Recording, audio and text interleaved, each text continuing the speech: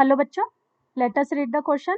And the question says, in the figure, which of the ways indicated for combining the x and y component of vector A are proper to determine that vector? तो क्या कह रहे हैं हम? हमें कहा गया है कि कौन सा जो वेक्टर को रिप्रेजेंट करने का प्रॉपर तरीका है, जहां जो वेक्टर ए है उसे एक्स और वाई कंपोनेंट में डिवाइड किया हुआ है. So the key concept that we will use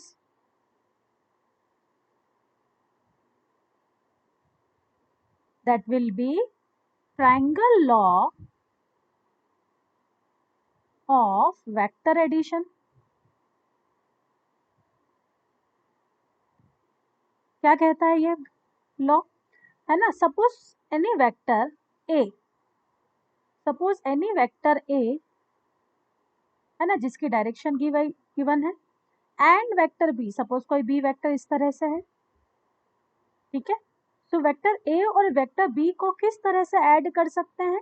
तो हम कह सकते हैं वेक्टर ए, ठीक है, जब ऐड होगा बी के साथ तो ए का जो एंड पॉइंट है, ये ए का इनिशियल पॉइंट है, ठीक है, और ये ए का एंड पॉइंट है. ए का एंड पॉइंट बी के इनिशियल पॉइंट्स को ज्वाइन करेगा. ठीक है, तो इस तरह से दोनों वेक्टर ऐड हुए और इनका जो रिजल्टेंट वेक्टर होगा वो ए के इनिशियल से बी के फाइनल को ज्वाइन करेगा और उसकी डायरेक्शन होगी, ठीक है, बी के एंड पॉइंट तक.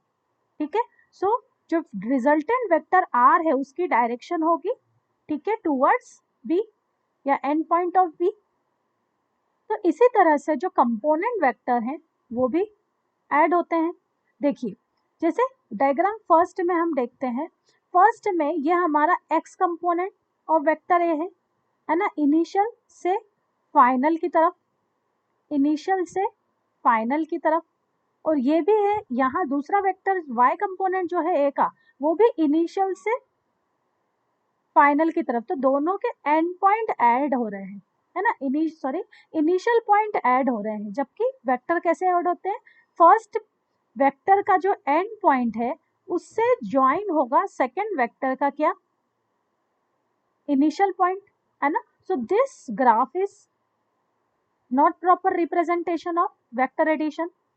सेकेंड देखें, सेकेंड में हमारा जो वेक्टर है उसका एक्स कंपोनेंट इनिशियल से फाइनल की ओर गया, ठीक है, और यहाँ भी y कंपोनेंट है इनिशियल से फाइनल की ओर गया. तो इस तरह से ये जो एडिशन है वो गलत है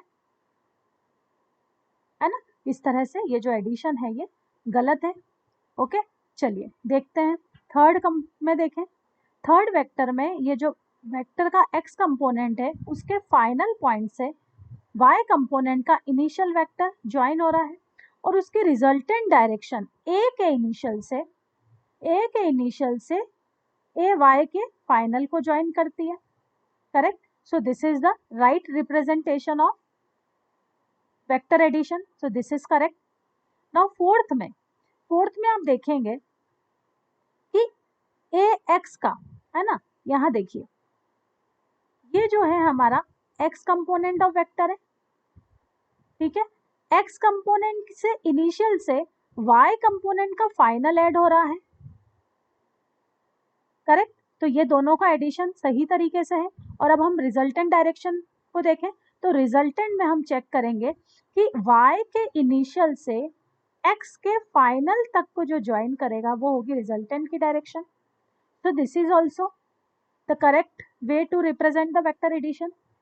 नाउ नेक्स्ट में हम देखते हैं यहाँ जो x कंपोनेंट है वो इनिशियल से फाइनल ऐड हुआ और y कंपोनेंट का इनिशियल x कंपोनेंट के इनिशियल को ज्वाइन किया. So this is wrong way of vector addition. चलिए नाउ सिक्स्थ में हम देखते हैं x कंपोनेंट का इनिशियल इस तरह से ज्वाइन हो रहा है और दिस इज y कंपोनेंट. अगर ये y कंपोनेंट है सो जो सामने जो पैरेलल लाइन है इसे भी हम y कंपोनेंट कह सकते हैं. सो ये भी ए वाई का रिप्रेजेंट करेगा. सो this is a x,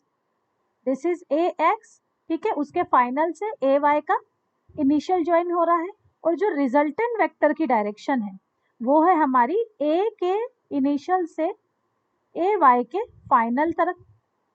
okay, so this way है ना, addition of vector is correct and resultant की डायरेक्शन भी जो है वो है सही है। So out of this 6 option which one are correct? Option 3 is correct, option 4 is correct and option 6th is correct.